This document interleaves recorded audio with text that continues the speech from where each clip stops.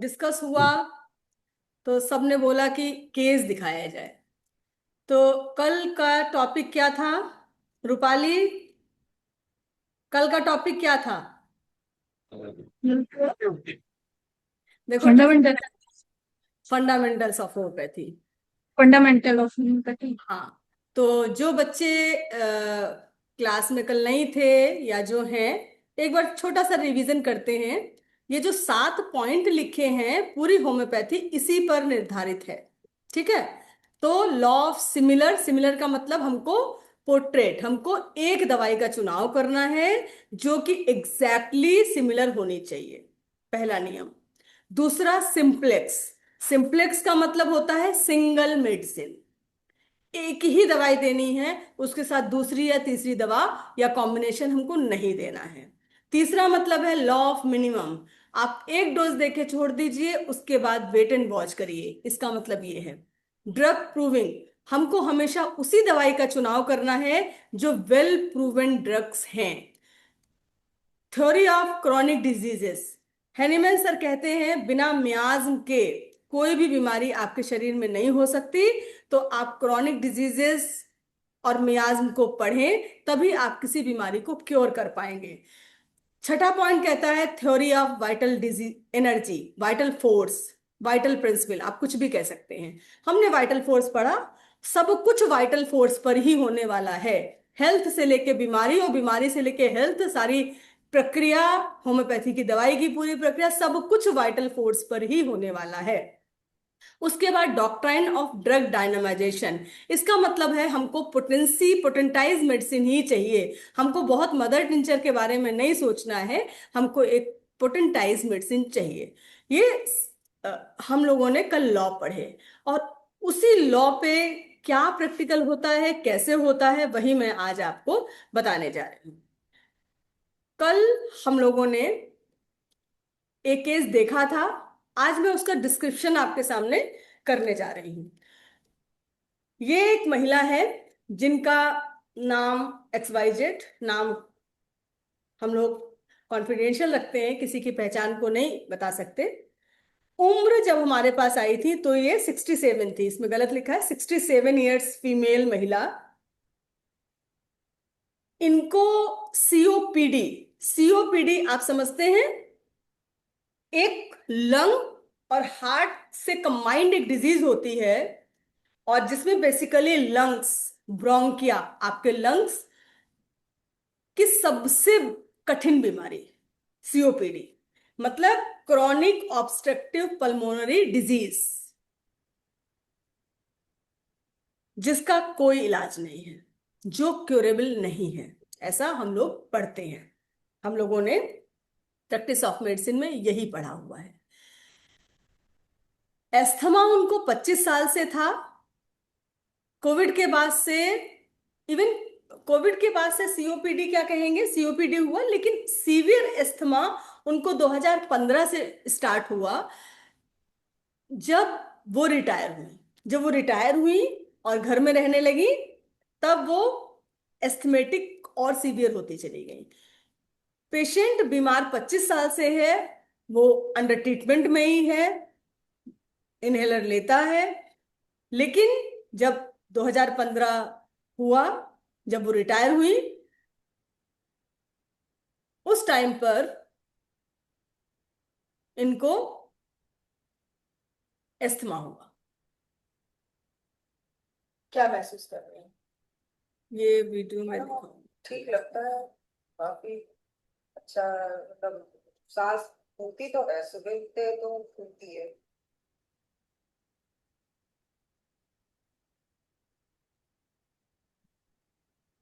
इसके साथ साथ आपको मैंने केस दिखाया, यहां पर लंग्स में बाइलेटरल सिस्ट हैं, छोटी छोटी टिनी साइज की असंख्य गांठें जिनको बोलते हैं, और कैल्सीफाइड सिस्ट हैं। रिपोर्ट इसकी ये रही, जिसमें लिखा हुआ है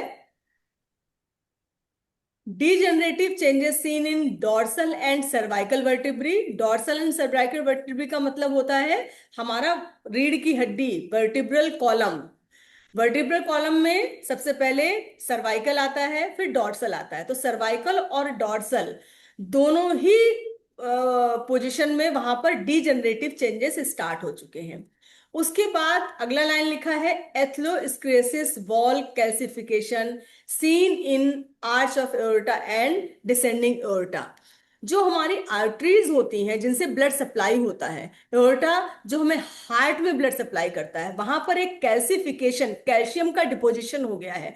जब कैल्शियम का डिपोजिशन हमारी बॉडी में हो जाएगा तो नैरोइंग ऑफ वेन्स हो जाएगी, नैरोइंग ऑफ आर्टरीज हो जाएंगी, ल्यूमेन छोटा हो जाएगा। तो जो ब्लड प्रेशर है वो हाई रहने लगेगा, उनको हाई ब्लड प्रेशर की प्रॉब्लम स्टार्ट हो जाएगी। ये पैथोलॉजिकल प्रॉब्लम है, और उनको हाई बीपी था भी। उसके बाद कोरोनरी आर्टरी कैल्सिफिकेशन, यहां पर जो हार्ट को सप्लाई ब्लड वेसल करते हैं वहां पर भी कैल्सिफिकेशन है। आप समझ सकते हैं कि कैल्शियम डिपोजिशन इनके आर्टरीज में स्टार्ट हो गया है। अब हम लंग्स की बात करते हैं। Few cysts are seen in bilateral lungs involving all lobes. तो सभी लोब्स में, दोनों तरफ लंग्स के, वहां पर छोटे छोटे छोटे छोटे टिनी टाइनी सिस्ट हो गए हैं, जो कैल्सिफिकेशन है, कैल्सिफाइड है, कैल्शियम डिपोजिशन है। There is evidence of peripheral predominant centrilobular nodules seen in bilateral upper and lower lobes। Right side ज्यादा है, लेफ्ट साइड कम है। और few of the nodules are show tree in bulb appearance।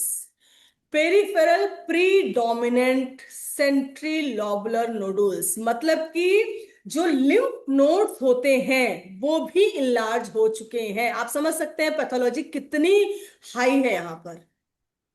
Few of nodules are tree in bulb appearance, मतलब एक पेड़ जैसे गुच्छे के हैं। उसके बाद minimal bronchial wall thickening is seen in bilateral lower lobes. दोनों तरफ लोअर लोब्स में यहां पर ब्रोंकियल वॉल जो स्ट्रक्चर है लंग्स का, वहां पर भी थिकनिंग हो चुकी है, मोटी हो चुकी है वॉल।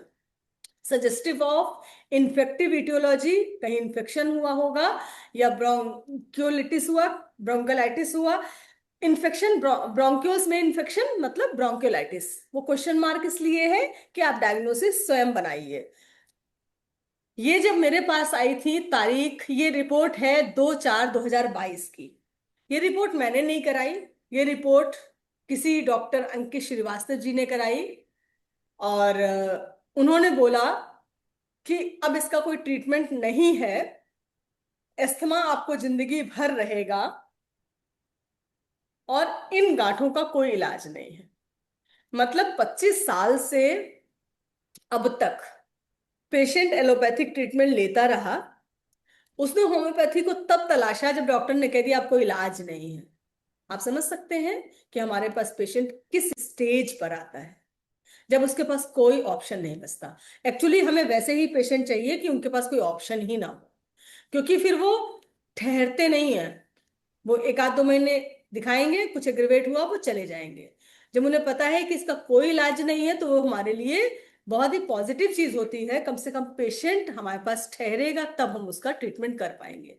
लेकिन कई बार दवाई ऐसा जादू करती है कि उसको ठहरना ही पड़ता है।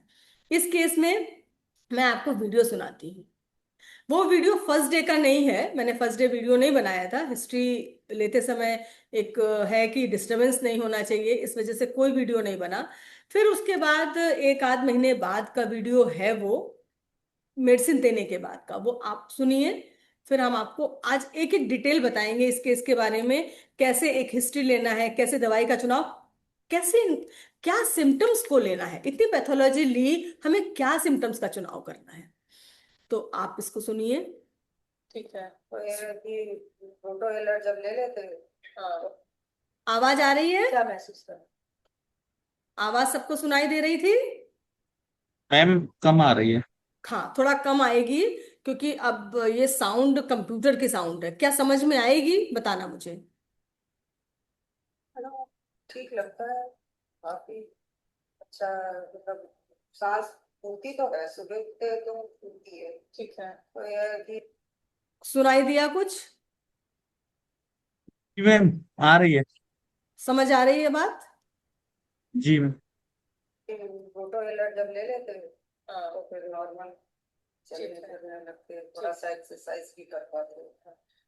पेशेंट ये बोल रही है कि सांस तो फूलती है, लेकिन हम रोटो ले लेते हैं तो हम अपना काम कर पाते हैं और थोड़ा सा एक्सरसाइज भी कर पाते हैं। उसके नहीं कर 28/3 को मैंने आपको फर्स्ट टाइम देखा था। उस समय क्या सिचुएशन थी और क्या क्या मेडिसिन आप ले रहे थे? उस समय तो मैडम बहुत ज्यादा वो थी, तबीयत गड़बड़ थी, और मोबिलाइजर तो लेना ही पड़ता था 2 बार सवेरे और शाम। ठीक है। पेशेंट मेरे पास 28/3/2022 को आई थी। उस समय सिचुएशन ये थी कि इनहेलर लेती थी, दोनों टाइम नेबुलाइज करती थी। फिर तो 3-4 एबीवीज करके दे रहे थे, टेरिफाइलिन 300 दे रहे थे।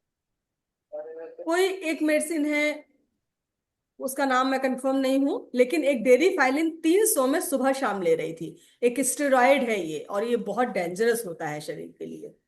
वो सुबह शाम ले रही थी, दोनों टाइम दे रहे थे। 2 टैबलेट दोनों टाइम में। इतना, हाँ। एफटीएम कोड करके टेबलेट थी, तो शाम को लेते थे। ठीक है। कोई एक टैबलेट शाम को भी। इतना मेडिसिन लेने के बाद क्या सिचुएशन होती थी उस टाइम पर 28/3, जब आपने इलाज शुरू कराया उससे पहले? उस समय तो, उसके पहले तो मैडम बहुत खराब था। क्या खराब था? यही सांस बहुत फूलती थी। क्या क्या कर पाते थे आप?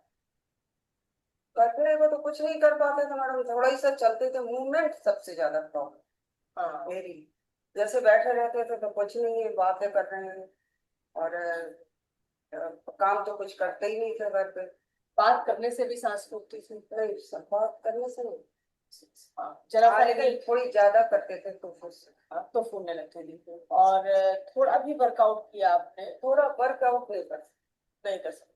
पेशेंट ने बोला कि बैठे हैं तो सांस नहीं फूल रही है, जरा सा मूवमेंट किया। मैं उसी की भाषा बोल रही हूं ताकि आप रूब्रिक बनाने में आपको दिक्कत ना हो। आप सबको ये काम करना है। आप सभी लोग सुन रहे हैं, ध्यान से सुनिएगा क्योंकि हम रूब्रिक पूछेंगे आपसे। तो उसने कहा कि बैठे हैं तो कोई दिक्कत नहीं है, लेकिन बैठे हैं, संग में इनहेलर ले रही है वो सुबह शाम।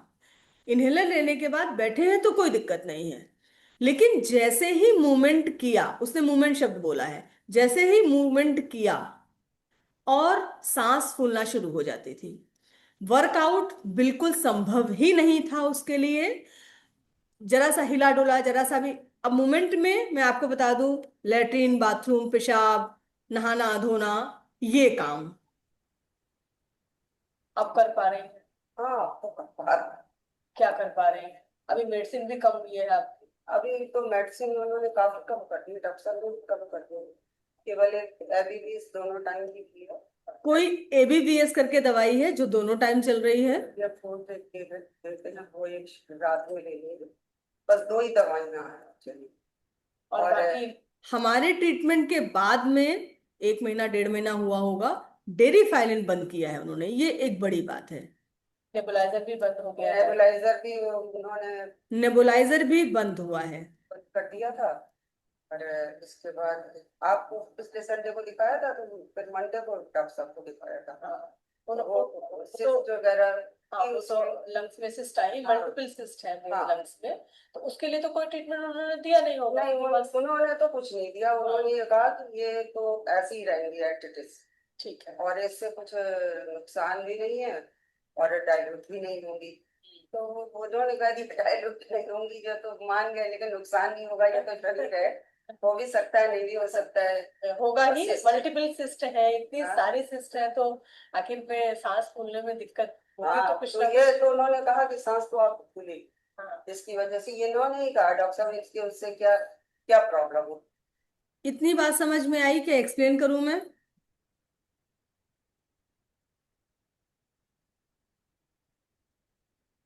नहीं, आशीष, समझ में आई मैम।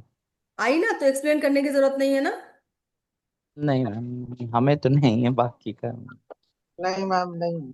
नहीं ठीक आ है। गई बात सारी। ट्रीटमेंट के बाद अब दवाई भी कुछ कम हुई है, नेबुलाइजर भी नेबुलाइजर तो है। हमने परसों से बंद कर दिया, बिल्कुल नहीं लिया है। ठीक है। और और इनहेलर अभी लेना पड़ता है। इन्हेलर हाँ, दोनों टाइम ले रही हैं अभी। ठीक है। तो अभी क्या कर पा रहे हैं, क्या क्या वर्कआउट ले पा रही हैं आप? वर्कआउट थोड़ा बहुत खाने का भी कर ले रहे हैं, और चाय वाय तो बना ही लेते हैं 4-6 बार जितने बार। चाय, कपड़े वपड़े जैसे चाय ज्यादा पीती हैं? ये पीते हैं बहुत ज्यादा। आप पीती है कि husband? ये बहुत ज्यादा पीते हैं, हम तो केवल 2 बार पीते हैं। अच्छा, इनके लिए बनानी पड़ती है। इनके लिए बनानी पड़ती है, मेड तो सुबह बनाती है बस, एक बार आई है उसने आपका बनाई। शौक उतना नहीं है चाय का? 1-2 बार ही पीते हैं हम, 2 बार से ज्यादा नहीं पीते। ठंड में तो चाहे 2 से 3 की हो जाती है, लेकिन गर्मियों में तो जब अब चाय बनाने लगी। चाय भी बना लिया, आज आलू के पापड़ बनाए हैं। अरे पापड़ बनाए आलू के? अरे बाप रे। तो बड़ा मेहनत कर लिया आपने। नहीं, वो खैर वो सब बना के रख गई थी मैं, हाँ। खाली बैठ के बना लिए। अच्छा, थोड़ी हिम्मत पड़ी तो तभी तो हाँ, बनाई। अंदर से अच्छा लगा तो आलू के पापड़ आपने बना लिए। ठीक है। मतलब करने की इच्छा होगी तभी फिर करते हाँ हैं। हाँ, सही बात ऐसे है। करते कुछ एक्सरसाइज भी कर पा रही हैं? हैं। हाँ, एक्सरसाइज तो हमने अभी परसों से ही हमने एक्सरसाइज शुरू करी है, तो थोड़ी देर एक्सरसाइज कर लेते हैं, अनुलोम विलोम कर लेते हैं, ठीक है। मतलब आधा पौन घंटा कर लेते हाँ, इससे पहले तो आप कुछ हैं। बिल्कुल नहीं करते, असमर्थ थी हर चीज को करने में। कुछ भी नहीं कर, हिम्मत ही सांस ही नहीं अंदर हो जाती। तो कोशिश करते थे कि अनुलोम विलोम करें, क्योंकि डॉक्टर साहब भी बहुत दिन से कह रहे थे कि कुछ करिए आप, लेकिन हम क्या डॉक्टर साहब करें कैसे, बनते ही नहीं करते। सांस बहुत बहुत फूलते हैं। साल बहुत होते हैं। ठीक है।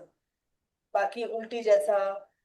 उल्टी तो नहीं आती है मैडम, परसों हमने आपको बताया ही था कि इस जगह भी ये बहुत दर्द हुआ था, सुबह करीब 4-5 बजे करीब। तो पहले तो हम दबाए गए ऐसे करके, और इसी तरफ से लेटे रहे। ठीक है। फिर हल्का, थोड़ा सा हल्का हुआ, फिर काफी तेज हुआ, हाँ। तो हम इसी करवट लेटे रहे। फिर अपने आप ठीक हो गया, शायद उनको नींद भी आ गई या ठीक हुआ होगा तभी नींद आई हाँ, अभी। ठीक है। और गले में? कल पेट में दर्द हुआ। हाँ, वो भी पेट ही का था? हाँ, गैस का वो भी था, गैस वो का अपर ही साइड था हाँ। और ये पेट का है। ठीक है। और दस्त आपको बहुत जल्दी जल्दी लगते हैं? हाँ, हो जाता है। कल भी यही हुआ कि पेट दर्द हुआ करीब 4-4:30 बजे करीब, और बहुत तेज ऐसा लगा दर्द हो रहा है। फिर पॉटी गए हम, तो कुछ नहीं, ऐसे नॉर्मल जैसे होता है वैसे ही फिर आ गए। फिर इसके बाद दोबारा फिर दर्द हुआ, फिर तब लूज मोशन हुआ। ठीक है। फिर उसके बाद से कुछ नहीं हुआ, अपने आप ही ना दर्द हुआ ना मोशन हुआ कुछ। ठीक है। तब से एक ही बार लूज मोशन हुआ है? हाँ, बस कल एक बार हुआ बस। ठीक है। इसके अलावा नींद कैसी आ रही है? नींद तो आ जाती है मैडम, लेकिन वही 1-1:30 तो बच ही जाता है, जल्दी नहीं आती फिर कि हम 11 करोड़ बार। लगती रहती है? हाँ, ऐसी तबीयत एक डेढ़ बजे तक कुछ दिक्कत सी होती है? नहीं, दिक्कत कुछ नहीं हुई। बस नींद ही नहीं आती? हाँ, मोबाइल वोबाइल फिर देखते रहे, जब नींद नहीं आती तो मोबाइल देखते रहते हैं। मोबाइल नहीं देखेंगी? ना देखेंगे, ना देखेंगे। 9 बजे के बाद कोई मोबाइल नहीं? ठीक। जो आपको यूज करना है 9 बजे से पहले। 9 बजे के बाद आपने सोने वाले और में आएंगी कि हमको सोना है। तो कितने बजे लेटती है बिस्तर पे? वही लेटते मैडम 11:30 तक। इस केस में चूंकि ये तो जो ठीक हुआ है उस वाले पार्ट को हटाइए, क्या था, कौन एक्सप्लेन करेगा?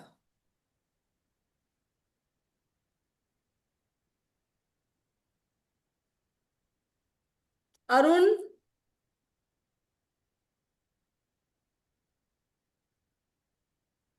डॉक्टर अरुण?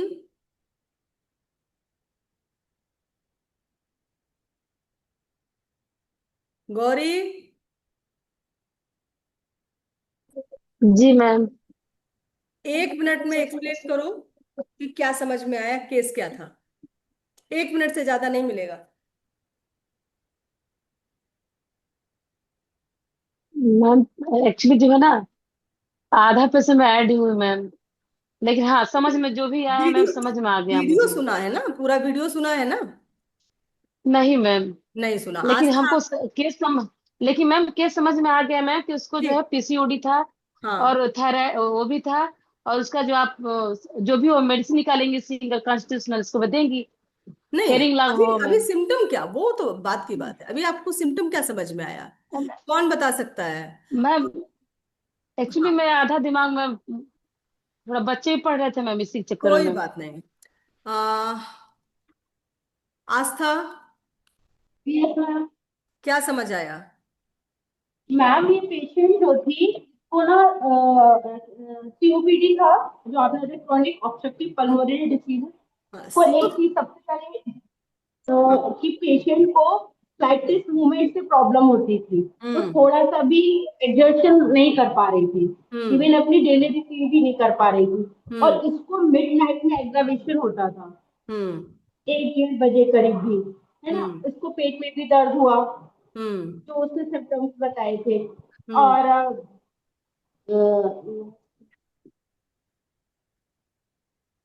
मनीष, और हाँ, मनीष आगे का आप बताइए, मनीष। मैम इसमें वॉकिंग एग्रावेशन, मोशन एग्रावेशन एक रूब्रिक बनेगा मैम। हम्म। और कैल्सिफिकेशन भी ले सकते हैं मैम। हम्म। ठीक है। मैम और डॉक्टर राजीव। मैम हम ध्यान से सुने ही नहीं मैम, एक्चुअली बच्चे का एग्जाम है इसीलिए, कल मैम। चलो कोई बात नहीं है, अब लेकिन इसीलिए तो इसीलिए इसीलिए मैंने। मैम हम सुने ही नहीं मैम। ठीक है, अब ध्यान से लेकिन सुनना मैम है। एक्चुअली मैम जो है इन लोग एग्जाम है मैम, ये बताओ, ये अरे मैम गौरी बताओ। जी, हम क्लास में हैं, जी मैम। ठीक है। म्यूट करिए अपने आप को। राजीव, चलिए मैं बताती हूँ। जितेंद्र, आपने कुछ नया देखा क्या? मैम साइड मैम, नया। राइट साइड था मैम इसको। मैम आप वो रेस्पिरेशन डिफिकल्ट मोशन एग्रवेट था उनको। हम्म। स्लाइड करके है ही नहीं ऑप्शन, रैपिड और स्लो मोशन करके है हम्म। Sub rubric. हम्म। तो स्लाइड वाला ऑप्शन ही नहीं था उसमें। ठीक है। और क्या राइट देखा? साइड में था। एक एक करके बताओगे तो समझ आएगा ना। चलो, ठीक है। अभी आधा अधूरा चूंकि दिख रहा है, तो ऐसे आसान नहीं होगा बताना आपके लिए।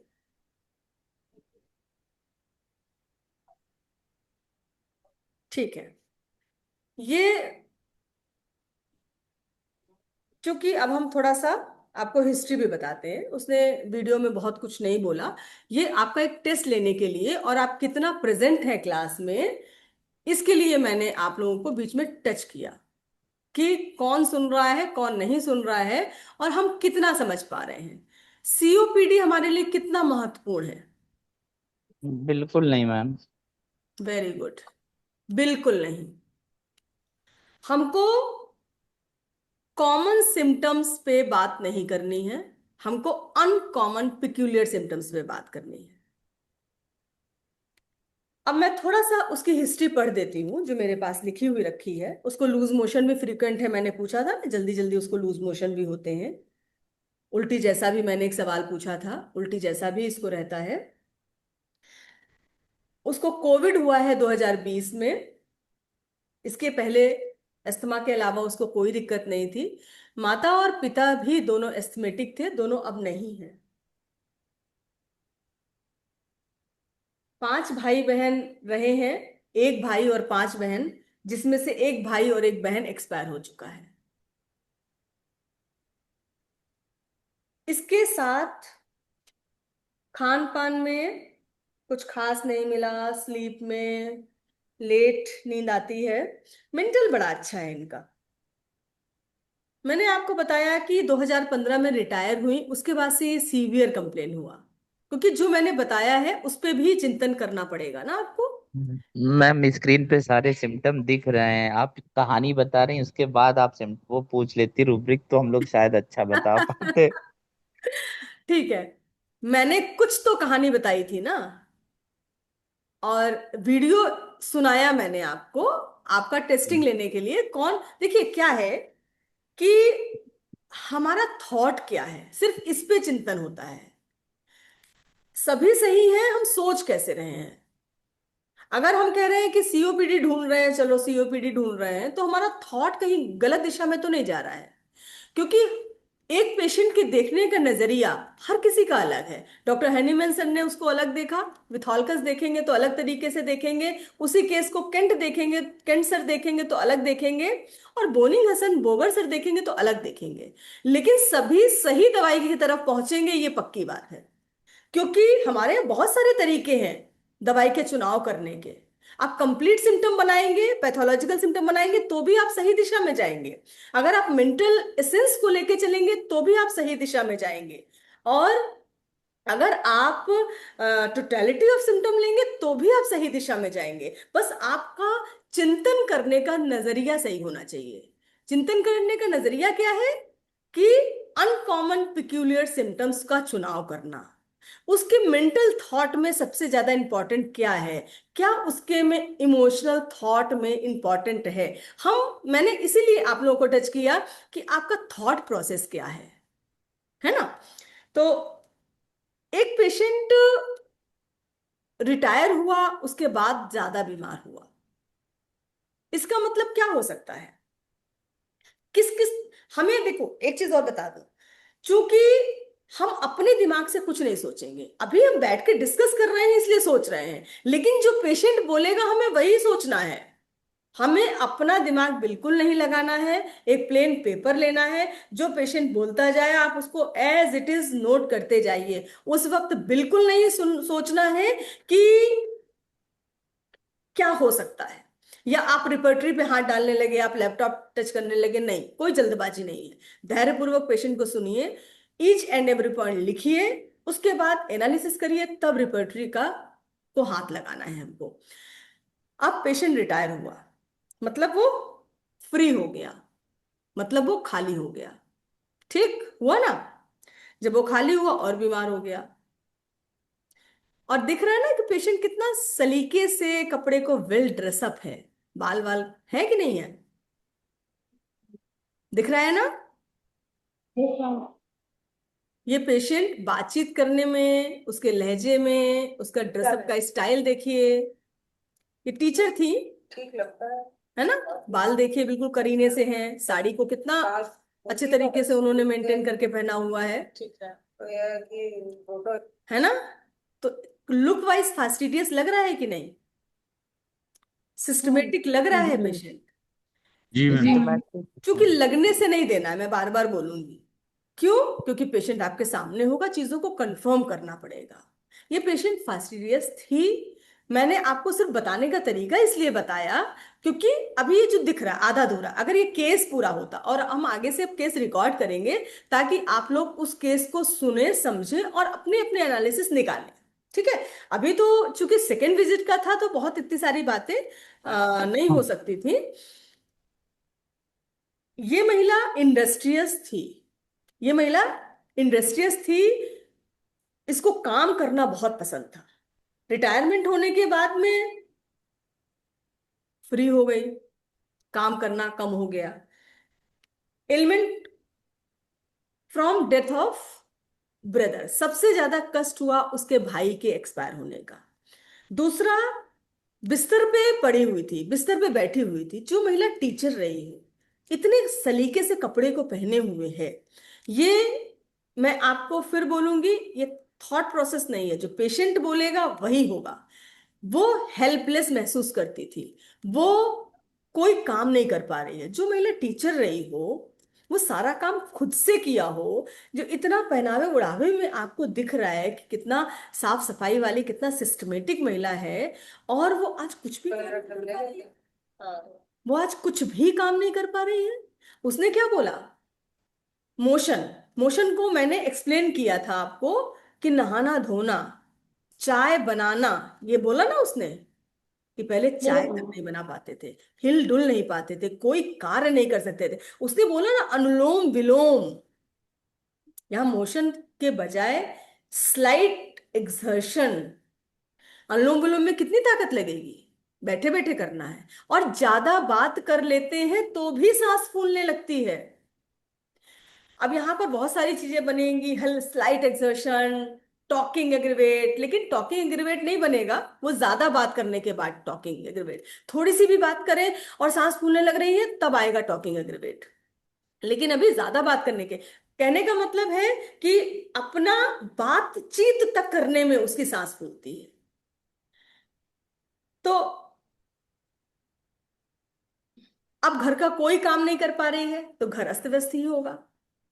हस्बैंड वाइफ दो ही लोग रहते हैं, इनके दो बेटे, एक बेटी, सब बाहर रहते हैं। एक बेटे की शादी हो चुकी है, एक बेटा शादी नहीं कर रहा है। लेकिन उस वक्त उनको कोई चिंता नहीं थी इस बात की कि बेटा शादी कर रहा है कि नहीं कर रहा है। उस वक्त उन्हें सिर्फ इस बात की चिंता थी कि मैं असहाय हो गई हूं, मुझसे कोई काम नहीं हो रहा, मेरा खुद का भी काम नहीं। तो कुछ सिम्टम मैंने लिए हैं,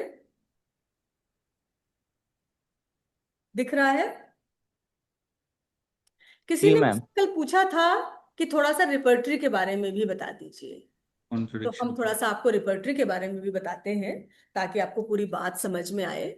यहाँ पर, मैम हाँ, केयर्स वरीज क्यों लिया? केयर्स वरीज मतलब उसको उन सब लोगों की चिंता हो रही है जो उसके आसपास हैं, कि उसके देखिए माता पिता दोनों एक्सपायर हो चुके हैं, भाई एक्सपायर हो चुका है, उधर उसकी भाभी अकेली है, उनके बच्चे हैं, उनकी चिंता है, और उसका बेटा एक शादी नहीं कर रहा है। इसके साथ साथ वो उसके उससे जुड़े हुए लोगों की चिंता करना, या जो इन पे डिपेंडेंट है, जैसे हस्बैंड है, हस्बैंड का वो ख्याल नहीं रख पा रही है, उस उनकी चिंता करना, ये केयर्स वजह से इसलिए लिया गया है कि जो उस पे डिपेंडेंट है या जो उसके आसपास है उनकी एंजाइटी अदर्स भी एक रूब्रिक है।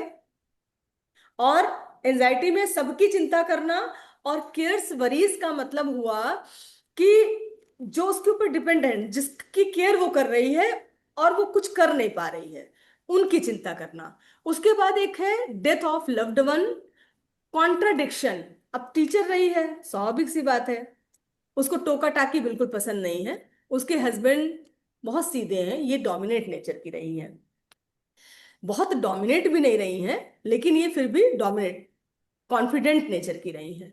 फास्टिडियस, हेल्पलेस फीलिंग, इंडस्ट्रियस और exertion, respiration difficult, exertion aggravate, slight exertion. 11 दवाइयां हैं। यहां पर ये चार्ट आ रहा है, कौन सी दवाई के बारे में आप सोच सकते हैं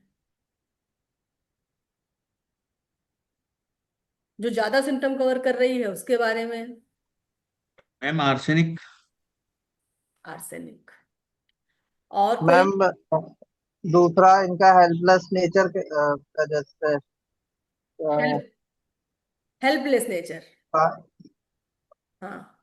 मैम कंट्राडिक्शन भी तो है कार्स मैम। मैम कल आपने बोल कार्सिनो दिया था कार्सिनोसिन, इसलिए हम कुछ बोलेंगे नहीं। हाँ, तो तुमने कार्सिनोसिस सोच लिया, अपनी बुद्धि लगाओ ना, हमने हमने बोल दिया, इससे क्या मतलब हुआ? फास्टिडियसनेस तो दिख ही रही है उनकी। हम्म। हर चीज सलीके से, हर चीज जो कार्सिनोसिन का नेचर होता है, हर चीज अपनी अब तुम जगह पे। कार्सिनोसिन पे नहीं अटकोगे भाई। नहीं मैम, अब इग्निशिया नहीं वाला मैम, लेकिन ये भी है मैम, कार्सिनेशन का सिम्टम है मैम, अरे लोगों फिर का भाई सहयोग कैसे करना। अब कार्सिनोसिन? अब मैम आप अब वो लोग मैं नहीं मैम, उसका आर्सेनिक मॉडल लिखिए मैम। आर्सेनिक तो, आर्सेनिक आर्सेनिक वाली घबराहट ऐसा मैम कुछ उन्होंने बोला क्या? हाँ, इसमें आर्सेनिक घबराहट भी है मैम, एक एंजाइटी भी है मैम, साथ में चल रही है एंजाइटी। एंजाइटी फिर से अदर्स मैं भी सुना रही है। हूँ, फिर से एक वीडियो सुना रही हूँ मैं, सुनना, अब जी जी ध्यान से जी। सुनना गौरी। थोड़ा सा एक्सरसाइज भी कर पाते हैं, उसके नहीं कर पाते। 28/3 को मैंने आपको फर्स्ट टाइम देखा था। उस समय क्या सिचुएशन थी और क्या क्या मेडिसिन आप ले रहे थे? उस समय तो मैडम बहुत ज्यादा वो थी, तबीयत गड़बड़ थी, और नेबुलाइजर तो लेना ही पड़ता था 2 बार, सवेरे और शाम। ठीक है। मेडिसिन तो 3-4 एवेवीज करके दे रहे थे, वेरीफाइल 300 दे रहे थे, और दोनों दोनों दोनों टाइम दे रहे थे। ठीक है। एक और इतना, हाँ एटीएम फोन करके वो शाम को लेते थे। ठीक है। अभी इतना मेडिसिन लेने के बाद क्या सिचुएशन होती थी उस टाइम पर, 28 दिन जब आप?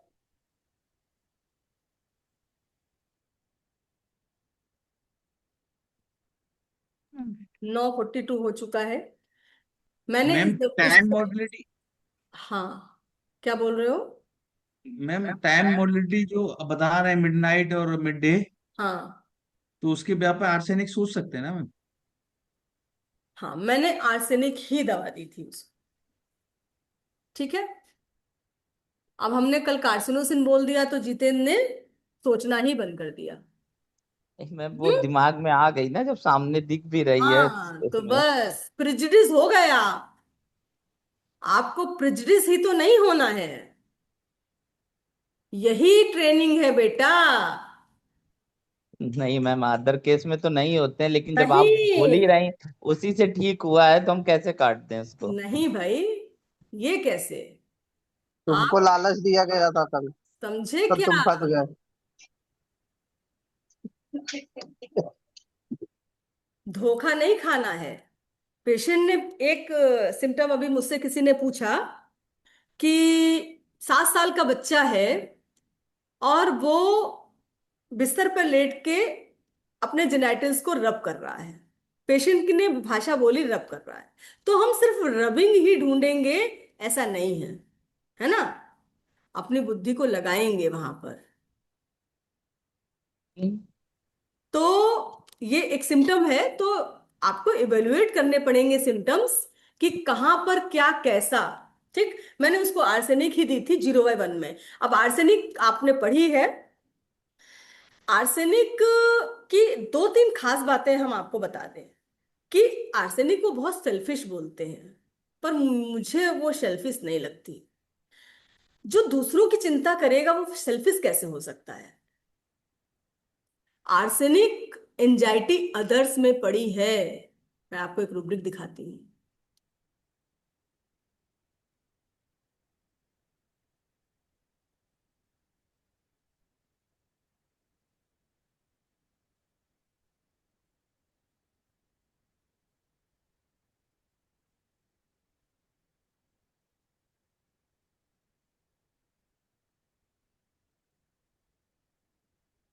थोड़ा स्लो वर्क कर रहा है। यहां पर एक केयर्स वरीज में भी देखो आर्सेनिक पड़ी हुई है।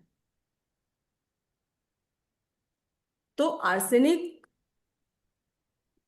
को एंजाइटी अदर्स, देखो आर्सेनिक 2 नंबर में पड़ी हुई है। ठीक है। तो आर्सेनिक बहुत सेल्फिश नहीं है। आर्सेनिक दूसरों की चिंता करता है, रिस्पॉन्सिबिलिटी में आर्सेनिक पड़ी हुई है। तो आर्सेनिक एक बहुत खूबसूरत मेडिसिन है। आर्सेनिक का गुस्सा बहुत होता है, बहुत इरिटेबल होता है आर्सेनिक, है ना? ये 2-3 पॉइंट आर्सेनिक के बारे में मैंने बताए। एस्थमा में आर्सेनिक का बड़ा ही जबरदस्त रोल है। इसका टाइम मोडालिटी बता रहा है कि इसको आर्सेनिक दे दो, इसका फास्टिडियसनेस बता रहा है कि इसको आर्सेनिक दे दो, है ना? ये 2-3 पिक्यूलियर सिम्टम्स है, देखो। एक रेस्पिरेशन डिफिकल्ट, एक्सर्शन एग्रवेट में आर्सेनिक नहीं है। ऐसा नहीं है कि हमें आर्सेनिक ही दे दे। ठीक है। ये जो सीपिया तक जितनी भी दवाइयां आपको दिख रही है, साइलियस तक कोई भी दवाई हो सकती है। आप सभी दवाइयों के बारे में चिंतन करिए। किसी भी दवाई को आप छोड़ नहीं सकते, बशर्ते वो एक पोर्ट्रेट उसी का ही होना चाहिए, उसी मेडिसिन का होना चाहिए जो दिख रही है। तो फिलहाल तो आर्सेनिक दिया गया था। उसके बाद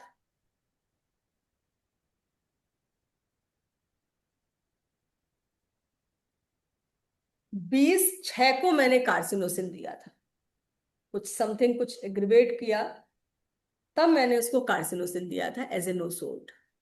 और अभी इस केस के बारे में आपने देखा ही है कि कितनी छोटी छोटी गांठें हैं उसके पूरे लंग्स में, और बहुत सीवियर प्रॉब्लम है उसके मैम साथ। एक चीज पूछना था। हाँ मैम आपने बताया कि 20/6 के बाद आपने उसको कार्सिनोसिन दिया जब वो एग्रोवेट हुआ। तो मैम एग्रीवेट दो हुआ, चीज देखो में एक्चुअली, कंफ्यूजन है। नहीं मैं बता रही हूँ कि बहुत पुराना केस है 2022 का, आप बहुत सारी चीजें से भूल जाते हैं। तो कुछ प्रॉब्लम रही होगी उस वक्त जिसकी वजह से मैंने कार्सिनोसिन दिया। अब हम उस चीज को भी एग्जैक्टली नहीं बता सकते आप। तो मैम एक कंफ्यूजन है ये हाँ कि बताओ। जैसे कोई केस है, जैसे मान लीजिए एग्रावेशन हुआ, तो हम्म। मैम आपने एक बात कही थी कि उसको मेडिसिन तुरंत नहीं चेंज करनी है। अगर एग्रावेशन हुआ है और सीवियर एग्रावेशन है, पेशेंट सहन नहीं कर पा रहा, तब उसकी मेडिसिन स्टॉप कर देनी चाहिए देखो कुछ दिन के कार्सिनोसिन लिए। हमने क्यों दिया होगा? जब हमने आर्सेनिक दिया, उसको आराम मिलता रहा मिलता रहा, और शायद उसको आराम मिलना कुछ बंद हो गया होगा, है ना। कई बार होता है कि दवाई तो ठीक आ रही है आपके सामने, लेकिन दवाई काम नहीं कर पा रही है। तो आप कुछ और दवा के बारे में सोचते हैं, कुछ नोसोड के बारे में सोचते हैं। नोसोड क्यों? क्योंकि हम बार बार कह रहे हैं क्रॉनिक डिजीजेस, इस टाइप की डिजीजेस, जितनी भी क्रॉनिक डिजीजेस होती हैं वहां पर एक नोसोड, नोसोड चाहिए ही होता है। तो उस कार आर्सेनिक के काम को रुकावट हुई, उसने काम करना बंद कर दिया, तभी हिंड्रेंस को ब्रेक कार्सिनोजन करने के की। बारे में सोचा गया होगा। इस केस की चाबी हिंड्रेंस, रुका हुआ केस है, उसको आगे बूस्टअप करने के लिए मैंने कार्सिनोसिन दिया, और 20/6 को दिया और 1/7 को डीटी किया। समथिंग कुछ प्रॉब्लम हुआ हुआ फिर से, तब मैंने 1/7 को डीटी किया, और 1/7 के बाद मैंने वेट एंड वॉच किया, और उसके बाद 8/7 को मैंने आर्सेनिक लगाया प्लस करके 2 में। अब आप समझिएगा कि इतनी जल्दी जल्दी, मैम तो कह रही थी कि लंबे लंबे समय तक वेट करना है। आप समझिए प्रॉब्लम कितना क्रिटिकल है उसको। अगर आप ऐसे में पेशेंट को हम वेट एंड वॉच कब करते हैं? हम जल्दी जल्दी जल्दी जल्दी दवाई नहीं देते। अगर उसको प्रॉब्लम ज्यादा है, एक्यूट केसेस में आप बहुत जल्दी जल्दी मेडिसिन को रिपीट कर सकते हैं। तो यहां पर रिपीटिशन हुआ, और आर्सेनिक काम नहीं कर रही थी, जिसकी वजह से कार्सिनोसिन के बारे में सोचा गया कि कुछ नोसोड सोचना चाहिए, क्योंकि ये केस बिना नोसोड के हिलेगा नहीं, अपनी जगह नहीं छोड़ेगा। कार्ड, आप समझे आशीष? मेरे कहने का मतलब समझे? किसी को कोई कंफ्यूजन हो यहाँ पर पूछे, जी मैम, समझ गए समझ गए। है ना। बैरियर बैरियर हटाया जाएगा। बैरियर हटाया हमने, फिर हम वापस आर्सेनिक को आए प्लस करके, मतलब जिस भी पावर में चल रही थी उस पावर को प्लस करके, मतलब स्लाइट हाइयर पोटेंसी, हम उसी पोटेंसी में देंगे, दवाई काम नहीं करेगी, स्लाइट हाइयर पोटेंसी, और फिर दवाई ने बहुत बढ़िया काम किया, और ये रिजल्ट आपको दिखे।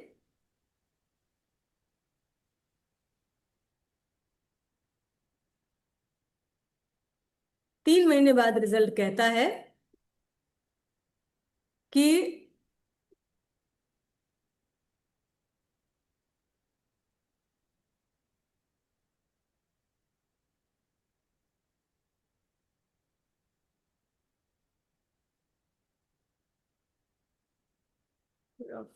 लैपटॉप स्लो काम कर रहा है। 3 महीने बाद आपने रिजल्ट देखा भी, कल का रिजल्ट।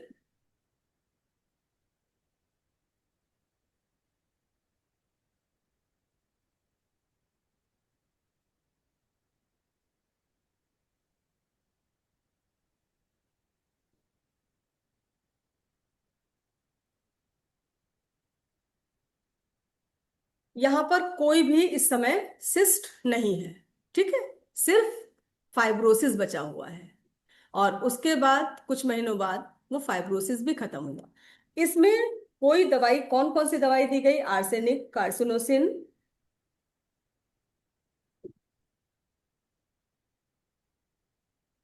20/4/2023, 1 साल बाद, जब तक सारी पैथोलॉजी खत्म हो चुकी थी, तब कैलकेरिया कार दवाई लगाई गई इसकी, ठीक है। ये केस मेरे पास 16/7/2023 तक चला है।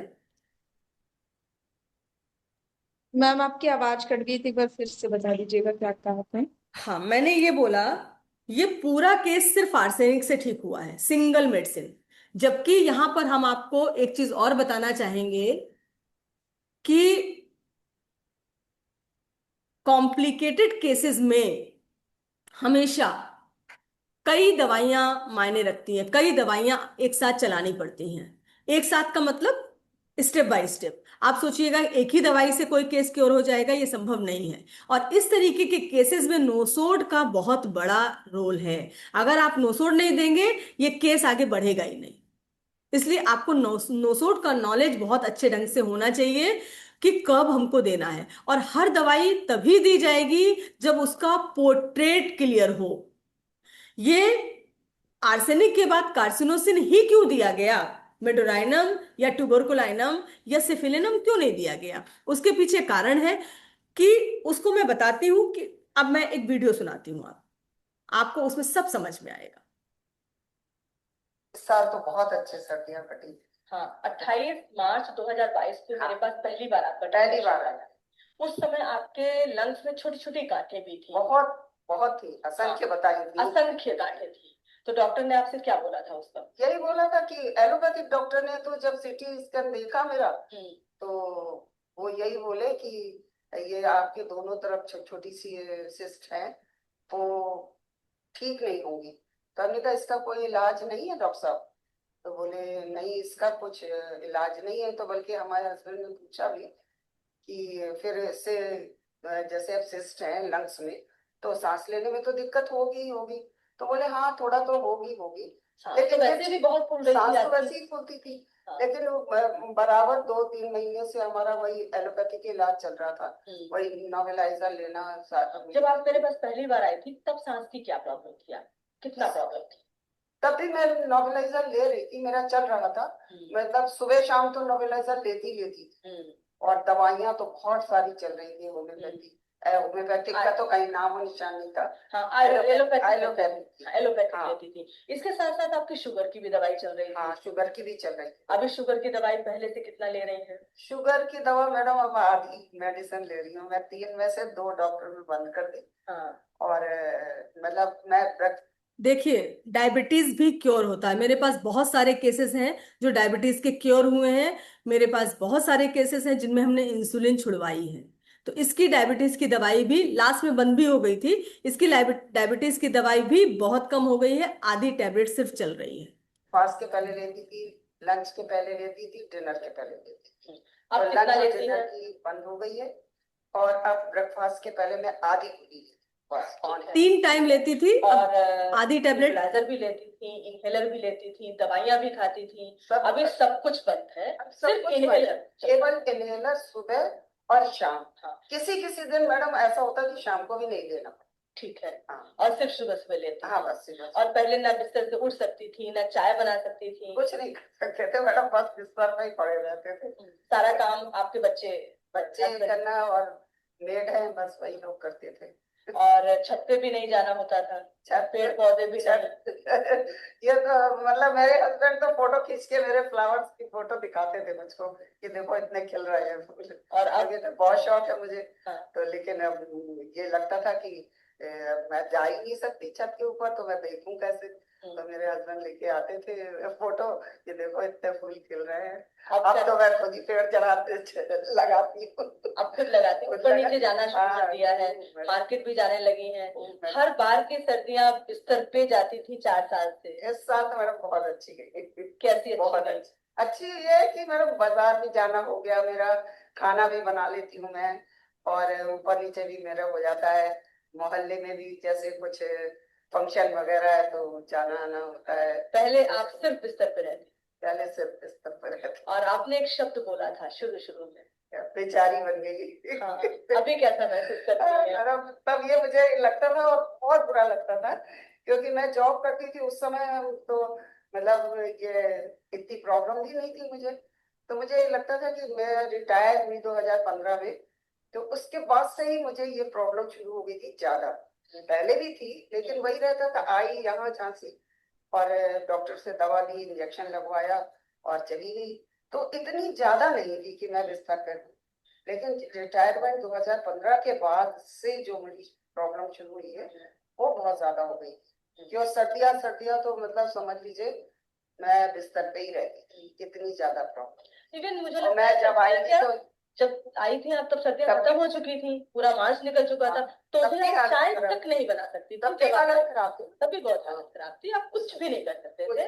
और आज 20 आप नवंबर से मैडम मेरी तबीयत खराब हुई थी 2022 2021 में 2021 में। तब उसके पहले मुझे कोरोना हुआ था। कोरोना के बाद से 2021 के बाद से फिर आप ऑन बेड रिडन हो गए थे ना? उसके बाद आप बिल्कुल चलना फिरना कुछ नहीं था, 2 कदम चाय भी नहीं बना सकती थी ना चाय उठ करके, और अब खाना भी बनाते, अब खाना भी अब बनाते बाजार भी जाती है, सब करते हैं। बस होम्योपैथी यही करती है। हाँ। एक छोटी सी दवाई, बस मुझे होम्योपैथी पे विश्वास था। हाँ, और ये विश्वास मुझे आज इस कंडीशन में ले आया। नहीं ठीक है, होम्योपैथी जिंदगी जीना सिखाती है, मैं मानती हूँ इस बात को। जिंदगी जीना सिखाती है। मतलब जो मैं बेचारी बन गई थी, आज मुझे लगता है मैं ठीक हो गई, बेचारी नहीं। अब आप सेल्फ डिपेंडेंट बन गए। सेल्फ डिपेंडेंट बन गए। चलिए, यही चीजें हमें बहुत ताकत देती हैं, और इसी से हम अपना काम और बेहतर ढंग से कर पाते हैं। मैडम मुझे बहुत विश्वास है, बहुत विश्वास पर। हर पेशेंट को होम्योपैथी पर विश्वास है, पर विश्वास की कमी डॉक्टर के अंदर है। उसको लगता है कि एक दवाई तो हम निकाल पाएंगे नहीं, तो हम मिक्सोपैथी दे दें, सब मिक्स कर दें एक साथ, पेटेंट भी दे दें। बहुत सारे पेटेंट आ गए हैं मार्केट में, पैसा कैसे कमाएं। तो आपने क्या समझा इस केस में? गौरी प्रेजेंट हो कि चली गई? जी मैम। जी मैम। क्या समझा? है मैम, समझे। देखो, पेशेंट ने सारी बात अपनी बोली समझ कि एक समझ में आ गया बेचारी, मैम। हाँ ठीक है, जी मैम। हाँ माइक बेटा बंद कर दो अपना। पेशेंट ने बोला मैं बेचारी बन गई थी। बेचारी का मतलब क्या रुब्रिक आएगा? अच्छी, हेल्पलेसनेस फीलिंग। हेल्पलेस में। हेल्पलेसनेस, मैं बेचारी हेल्प। बन गई हूँ, हेल्पलेसनेस। उसके बाद कार्सिनोसिन क्यों दी, ये समझ में आई बात? Ma'am ma'am nature love. सवाल मेरा, जी मैम। हाँ जी। बताओ बेटा। मैम ये पूछ रहे हैं कि कार्सिनोसिन से शुरुआत क्यों नहीं की। मैंने आपको कल पढ़ाया था कि वाइटल फोर्स, हमारी होम्यो वाइटल फोर्स बीमार हुआ और हमारी होम्योपैथी करती क्या है? एक्चुअली वाइटल फोर्स क्या करता है? वाइटल फोर्स लड़ता है ना, खुद ही लड़ता है उस बीमारी को ठीक करने के लिए। मैंने पढ़ाया था कल आपको, एक लाइन मैंने बोली थी कि पहले आप वाइटल फोर्स के प्रोसेस को समझ जाएंगे तो आपको पूरी कहानी समझ में आ जाएगी, हमको कौन सी दवाई का चुनाव करना है। वाइटल फोर्स कभी बीमार नहीं रहना चाहता, वो अपने आप को हमेशा स्वस्थ रखना चाहता है, तो वो हमेशा लड़ता रहता है। जब बीमारियां ज्यादा बड़ी होने लगती हैं तो वो लड़ नहीं पाता, लेकिन प्रयास हमेशा करता है। तो वाइटल फोर्स उस सिचुएशन से लड़ रहा होता है, ठीक है? तो वो सिचुएशन ठीक पोर्ट्रेट बनाना है हमको, और वाइटल फोर्स को वो ताकत देनी है ताकि जो आर्टिफिशियल बीमारी, जो आपकी नेचुरल डिजीज है, ठीक वैसी ही आर्टिफिशियल डिजीज बने। तो कार्सिनोसिन का फेज उस समय नहीं था। जब आप पेशेंट से बात करेंगे, हम एक कॉन्सेप्ट बहुत बार सुनते हैं कि इस केस को इससे उठाओ उसके बाद वो दवाई दो। नहीं, जिस समय जिस मेडिसिन की टोटलिटी होगी वही दवाई उस वक्त दी जाएगी। 28/3 को आर्सेनिक की टोटलिटी थी, और उस टोटलिटी के बाद 28 दिन के बाद 20/6 में कार्सिनोसिन की टोटलिटी आई।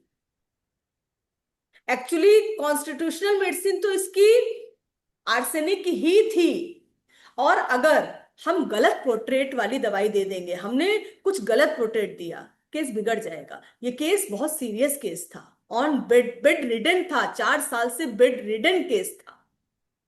तो आर्सेनिक की एक बात और बता दें हम आपको, कई बार आर्सेनिक देने के बाद केस बहुत डेंजरस भी हो जाता है।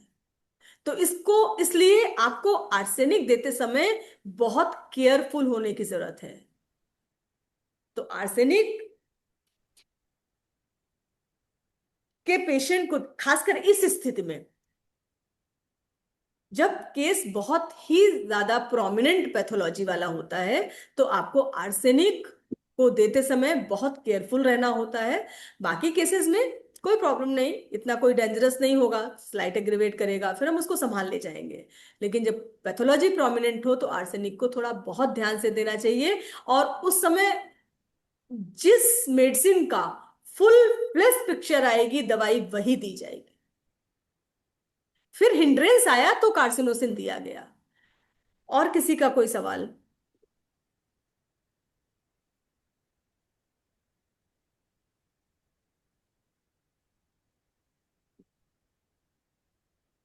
मैम आप फिर जो उसको कोई मेडिसिन चेंज की थी क्या मैम, कलकेरिया का?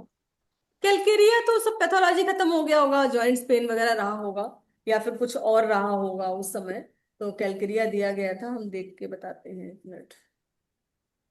आर्सेनिक से आराम नहीं मिल रहा होगा उस समय, काफ मसल्स में पेन था, एंजाइटी चिल्ड्रन अबाउट बहुत प्रोमिनेंट था, कमर का दर्द उसका दोनों पैरों में आ रहा था वापस, पहले जो कभी नहीं बताया था उसने।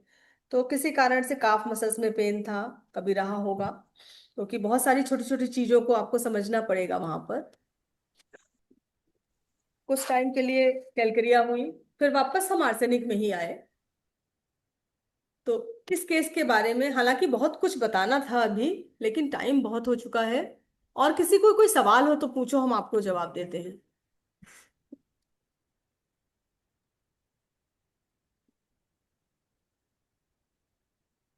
Ma'am report. हाँ। आप तो बता रही थी कि जो आर्सेनिक के पेशेंट होता है वो हम्म। वेरिस होता है मैम, क्या होता फास्टिडियस है? तो होता है, जैसे वेरिस होता है। तो क्या एक पेशेंट में सारे लक्षण आ जाएंगे क्या? एवरिस होगा? अगर और मैम एवरिस नहीं होगा तो क्या आर्सेनिक नहीं दिया जाएगा? नहीं नहीं मैम, दिया जाएगा, फास्टिडियस भी मिल रहा है मैम। अरे फास्टिडियस से मतलब नहीं भी फास्टिडियस होगा। आपको उस समय की सिचुएशन को भी समझना है। जरूरी नहीं है कि उस पेशेंट में वो सारे लक्षण मिलेंगे जो आर्सेनिक में की मेडिसिन में पाए जाते हैं।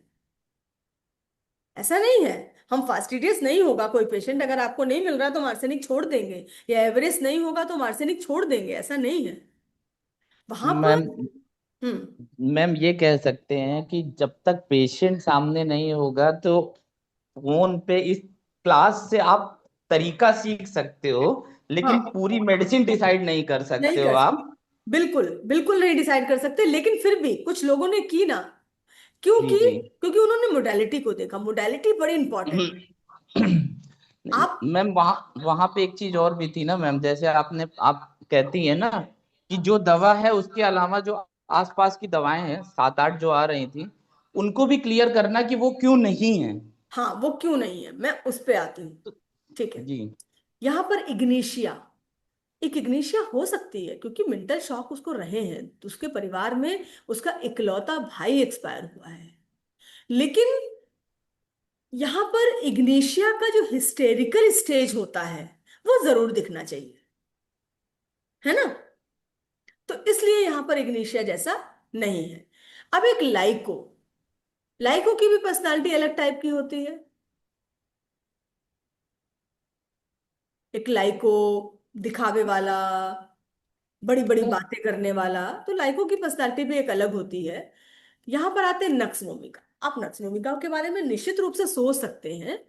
नक्स भूमिका, स्टिफ सिग्रिया, कैलकेरिया, नेट्रोम्यूर, कालीफॉस, ये सभी दवाइयां सोच सकते हैं। सीपिया। लक्षण देखो, लक्षण क्या है कि इतनी बीमारी में भी क्या फास्टिडियसनेस बहुत ज्यादा है? आर्सेनिक का फास्टिडियसनेस चाहे कितना ही तकलीफ क्यों ना हो, वो आपको दिखना चाहिए। बाकियों को, अब उसका फास्टिडियसनेस किस चीज में दिखेगा? कि सामान सिस्टमेटिक है कि नहीं, या कोई काम ठीक ढंग से हुआ है कि नहीं हुआ है, या सारे काम मेरे हिसाब से हो रहे हैं कि नहीं हो रहे हैं। लेकिन नक्स भूमिका का फास्टिडियसनेस किस तरफ जाएगा? उसका, वो अपने एम्बिशन में उसका फास्टिडियसनेस जा सकता है। आर्सेनिक का साफ सफाई की तरफ ज्यादा रुझान होगा। नक्स भूमिका का अपना काम, अपना एम, अपना एम्बिशन, वो उसका चीज हो सकती है। स्टेप्सिग्रिया कहीं ना कहीं एक ग्रीफ के साथ साइलेंट हो जाए, है ना। कैलकेरिया, कैलकेरिया में एक लेजीनेस, कहीं ना कहीं आलस, ये तो बार बार कैलकेरिया को भी काम की बहुत चिंता होती है। काम, काम पड़ा है, काम पड़ा है, काम पड़ा है, हमेशा उसके दिमाग में काम काम रहता है। ऐसे ही आर्सेनिक का भी हमेशा काम काम काम रहता है। क्योंकि वो काम तो बहुत करना चाहती है लेकिन असमर्थ है, डिपेंडेंट किस पे है, बेटे पे है, हस्बैंड पे है। तो ये ऐसे कह पाना ये कौन सी दवाई, ये पेशेंट के बातचीत के नजरिए से समझ में आता है कि उसके, इनमें से कोई भी दवाई हो सकती है। लेकिन जब आप हिस्ट्री लेते हैं और उसके बातचीत का जो ढंग होता है वो बताता है कि कौन सी दवा हो सकती है ना। ये सल्फर का व्यक्ति होगा तो एक ईगो के साथ बात करेगा। आर्सेनिक का व्यक्ति होगा अपनी बीमारी के ही इर्द गिर्द ज्यादा रहेगा। समझे, हर मेडिसिन का एक कोर होता है, वो कोर मिलना चाहिए। अगर वो कोर आर्सेनिक का था तो आर्सेनिक दी गई। और मोडेलिटी, नाइट मोडेलिटी, जो 2 बजे वाली मोडेलिटी, उस समय उसको दिक्कत नहीं हो रही थी उतनी, क्योंकि वो कुछ हद तक ठीक वाला केस था। लेकिन 2 बजे तक उसको नींद नहीं आ रही थी, इसका मतलब कुछ ना कुछ तो बेचैनी थी। तो मोडेलिटी भी एक बहुत मायने रखती है। हर सिम्टम को आप रिपर्टरी में नहीं डाल सकते, कुछ भूमिकाएं बनानी पड़ती हैं। इसीलिए आपको डिजीज, अगर आप सीओपीडी को नहीं समझते रहेंगे, आप पैथोलॉजी नहीं जानते रहेंगे, देखो यहाँ पे कैल्सिफिकेशन वाला रूब्रिक कहीं लिया नहीं गया है ना। यहाँ पर कैल्सिफिकेशन देखा तो गया होगा लेकिन कुछ मिला नहीं होगा। कैल्सिफिकेशन जैसा कोई रूब्रिक मुझे मिला नहीं, इसलिए मैंने लिया नहीं। और मैम सिर्फ चेस्ट, चेस्ट में, लंग्स, लंग्स, चेस्ट में। चेस्ट, ऐसा कोई मुझे रूब्रिक मिला नहीं, इसलिए मैंने लिया नहीं। अब आप समझिएगा, कल किसी ने बोला कैलकेरिया, ठीक, कैल्शियम डिपोजिशन है तो कैलकेरिया, यहां पर आर्सेनिक से ठीक हुआ है केस। तो आप समझ जाइए कि पैथोलॉजी जो आप, एक मोटी सी कहानी समझ में आती है। अगर आपको मटेरिया मेडिका का ठीक से नॉलेज नहीं होगा तो आप सही दवाई की तरफ नहीं पहुंच पाएंगे, आप पोर्ट्रेट नहीं बना पाएंगे उसका। तो सिम्टम्स के आधार पर किसी दवाई को डिसाइड नहीं किया जा सकता। सिम्टम्स, जो हजारों दवाइयां हैं, उनको 5-6 दवाइयों में, 10 दवाइयों में सीमित कर सकता है रिपर्टरी। लेकिन मेटेरिया मेडिका पर अंततः जाना पड़ेगा सही दवाई के चुनाव के लिए। ये कुछ क्लियर हुआ जितेंद्र जो मैंने बोला? जी मैम। और कोई सवाल किसी को? मैम मैम गजेंद्र बात कर रहे हैं। हाँ गजेंद्र बताओ। मैम आर्सेनिक का जो मेन कोर है इनसिक्योरिटी, वो इस पेशेंट में हर जगह झलक रहा है। चाहे वो रिटायरमेंट के बाद हो, चाहे उसका फादर और ब्रदर की डेथ के बाद की इनसिक्योरिटी हो, ये आर्सेनिक का जो मेन कोर है, कोर रूब्रिक है, वो इनसिक्योरिटी है। इसमें कहाँ पर दिखा? मैम इससे रिटायरमेंट के बाद में उसको फाइनेंशियली इनसिक्योर तो हुई होगी। नहीं नहीं हुई होगी। सोचना नहीं ना है मैं, ना वो ना, यही वो नहीं तो नहीं करना बोल है। रही है ना, ना वो ना, बोले तो। बस जो होगी नहीं इनसिक्योर, आप देखिए यही प्रेजुडिस नहीं होना है, यही नहीं होना है। कहीं पर इनसिक्योरिटी नहीं दिखी उसको, अपनी एंजाइटी हेल्थ दिखी, हम असहाय हो गए, हम डिपेंडेंट हो गए, ये दिख रहा है उसको। इवन फियर ऑफ डेथ भी नहीं दिख रहा है उसको, कहीं पर भी उसने नहीं बोला fear of death. Ma'am boss ने बताया था हम्म। कि सब चीज कंट्रोल में रहती है, जो उसकी कंट्रोल से बाहर निकलती है ना, सब चीजें, हाँ डॉक्टर साहब ने बताया था ना, आपके कंट्रोल से बाहर चीजें हो जाएं तब वो, तब वो बीमार होने लगता है। इसमें मैम सारी चीजें उसकी कंट्रोल थी, उसका एक रूटीन बना हुआ था हर चीज का, एक था जाना है आना है। हाँ और फिर जब वो रिटायर हुई तो उसकी जो सारा जो रूटीन था वो सब डिस्टर्ब हो गया। जी उसकी जो डॉक्टर साहब आप कंट्रोल कुछ, था वो, हाँ डॉक्टर साहब आप कुछ कह रहे हैं, डॉक्टर राजेंद्र डॉक्टर साहब आप कुछ कह रहे हैं। मैम मेरी आवाज आ रही है आप पे? बिल्कुल आ रही है, बताइए। जी मैम, ये कह रहा था मैं कि ऐसे स्थिति में यदि सल्फर या साइलिसिया, ये दो मेडिसिन आ रही होती तो क्या हम उनको देते उसको? साइलिसिया और आर्सेनिक दोनों में बहुत नहीं, कमजोरी होती है। साइलिस नहीं मैम, सुनिए, देखिए, साइलिसिया देते और हम सल्फर। हम कोई भी दवाई दे सकते हैं, बिल्कुल दे सकते हैं, कोई भी दवाई, वो दिखना चाहिए। दरअसल मैम, दरअसल मैम, केंट साहब ने एक जगह लिखा है, वो मैं आपको पढ़ के सुना रहा हूँ मैम। जी। Remedy that is dangerous in any case ought not to be considered as indicated even though the symptoms are similar. Hmm.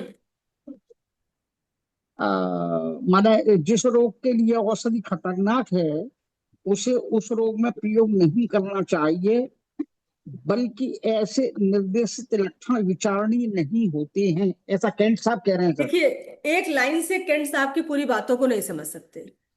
Kent साहब जी किस संदर्भ में क्या लाइन कह रहे हैं, लेकिन Hahnemann sir, Kent sir, विथॉल्कर sir, बाकी सभी ने यही कहा है कि हमको एक पोर्ट्रेट बनाना है, जो उस पोर्ट्रेट में फिट होगी हमें वही दवाई देनी है। जबकि कैल्सिफिकेशन में साइलेसिया और कैलकेरिया का एक बहुत अच्छा रोल है। आप कहीं नहीं पढ़ेंगे कि आर्सेनिक का रोल है। जी ये तो देखिए, प्रमाण मैं आपको दे रही हूं। आपने पहला सीटी स्कैन देखा, आपने दूसरा देखा, आपने तीसरा देखा, मैं प्रमाण बोल रही हूं, ये मैं नहीं बोल रही हूं, ये जी मैम, होम्योपैथिक मेडिसिन बोल रही है। आप दरअसल मैम, देखिए, दरअसल कंफ्यूजन मत मैम पालिए डॉक्टर साहब, देखिए कोई कंफ्यूजन नहीं है। जो पोर्ट्रेट में दवाई आएगी वही दी जाएगी। हमारी समझ, जी जी देखिए, हम कैंट साहब को नहीं समझ सकते ठीक से। हम कितना समय, हम एक लाइन पे किसी को डिसाइड नहीं कर सकते, किसी पेशेंट की हिस्ट्री को भी एक लाइन पे डिसाइड नहीं कर सकते। यहाँ पर इतनी सारी गांठें थी, और रिपोर्ट क्या कही कि यहाँ पर आपके ब्लड में भी कैल्शियम बहुत सारा है, और मात्र जी 3 महीने बाद हम्म, ये रिपोर्ट आपकी आ गई। जी मैम, तो सिमिनिमम तो निश्चित रूप से है ये, आपका एक्सरे बोल रहा है। अब केंट जी साहब मैम, ने एक लाइन में इस बात को कहा, ये बात पूरी किस संदर्भ में कौन सी क्या बात कही, पूरी बात समझनी पड़ेगी।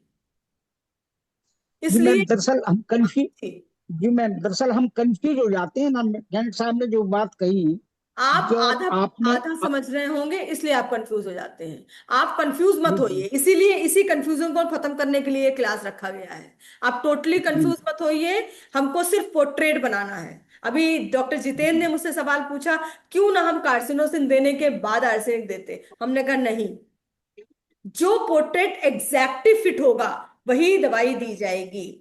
जिस मेडिसिन के पूरे सिम्टम्स आ रहे होंगे हमें वही दवाई दी जाएगी।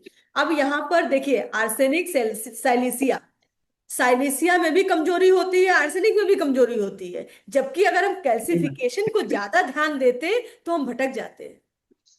हमें पैथोलॉजी को बहुत ध्यान नहीं देना है, पैथोलॉजी को लेते हुए चलना है। हमें सिमिनिमम पोर्ट्रेट बनाना है। आप ढूंढ के ले आइए कहीं लिखा हो कि आर्सेनिक से कैल्सिफिकेशन ठीक होता है, आपको लिटरेचर नहीं मिलेंगे, लेकिन ठीक हुआ है। आप अपनी खुद की मटेरिया मटका बना सकते हैं, जिसमें ये रूब्रिक लिख सकते हैं कि कैल्सिफिकेशन कहीं पर भी बॉडी में हो, आर्सेनिक भी ठीक करती है। तो जी मेरे ख्याल से ये कंफ्यूजन बिल्कुल नहीं पालिए कि हम पैथोलॉजी को बहुत ध्यान में रखें। एक सिम्टम मेरे पास जी आया मैम, था, पेशेंट कह रही है कि अर्टिकेरिया हमको हो जाता है जब हम सनलाइट में जाते हैं। ठीक है, मैं आपको दिखाती हूँ। जी हम सनलाइट में जाते, स्किन, अर्टिकेरिया, स्किन में eruption, urticaria, sun exposure to, एक ही दवाई दी है। ठीक, वो दवाई शायद इग्निशिया है, इग्निशिया है। और हमारे पास एक पेशेंट चल रही थी, और उसकी कॉन्स्टिट्यूशनल मेडिसिन पल्सेटिला थी, लेकिन वो अर्टिकेरिया जल्दी ठीक नहीं हो रहा था। मैंने सोचा चलो इग्निशिया दे दें, इग्निशिया ने कोई काम नहीं किया, फिर अल्टीमेटली पल्सेटिला ने ही उस अर्टिकेरिया को ठीक किया। तो इसलिए बिल्कुल कंफ्यूजन मत पाल के रखिए, यहाँ रिपर्टरी सामने खुली रखी है, इंडिकेटेड मेडिसिन अर्टिकेरिया बता रही है एक सिम्टम के आधार पे, पर इग्निशिया ने कोई काम नहीं किया। हम बार बार इस चीज को बोलेंगे, इन्हीं कंफ्यूजन को खत्म करना है, इसीलिए ये क्लास रखी गई है। बहुत ही कठिन है मेरे लिए। 9 से, सोचिए हम बैठते हैं 12:30 बजे और 12:30 से 10:30 हो रहा है, मैं अभी तक फ्री नहीं हुई, सिर्फ इसी कंफ्यूजन को। इसलिए हमें बहुत नहीं सोचना है अपने दिमाग से। जैसे डॉक्टर गजेंद्र ने बोला कि इनसिक्योरिटी दिख रही है, जबकि कहीं इनसिक्योरिटी नहीं दिख रही है। हम प्रिजुडिस हो जाते हैं। हमने देखा कैल्सिफिकेशन है, कैलक्रिया हो सकती है, हम पूरी हिस्ट्री में कैलक्रिया ही ढूंढ डालते हैं अगर हम प्रिजुडिस होते। ठीक, तो आज का क्लास यहीं क्लोज करते हैं। जो भी सवाल है आप मुझे व्हाट्सएप पे लिखिए ग्रुप में, ताकि वो सारे सवाल क्लियर होने चाहिए। इवन किसी भी क्लास में किसी को कोई भी सवाल हो, आप जो गुरुकुल होम्योपैथिक वाला बना हुआ है ग्रुप, आप उसमें अपने कोई भी क्वेश्चन डाल सकते हैं और उनका जवाब भी आपको मिलेगा, जितना हम समझ सकते हैं, जितना मेरा एक्सपीरियंस है। और बाकी हम अपने गुरु से भी सलाह लेकर आपको जवाब दे सकते हैं, सही जवाब देने का प्रयास कर सकते हैं। ठीक है, तो आज का क्लास हम थैंक यू यहीं मैम। खत्म करते हैं। और बहुत सारे सवाल होंगे, उनमें कंफ्यूज मत होइए। और चलिए लास्ट रिपोर्ट हम पढ़ के सुना देते हैं, ठीक है। एक्सरे देख ही लिया सबने। Last report,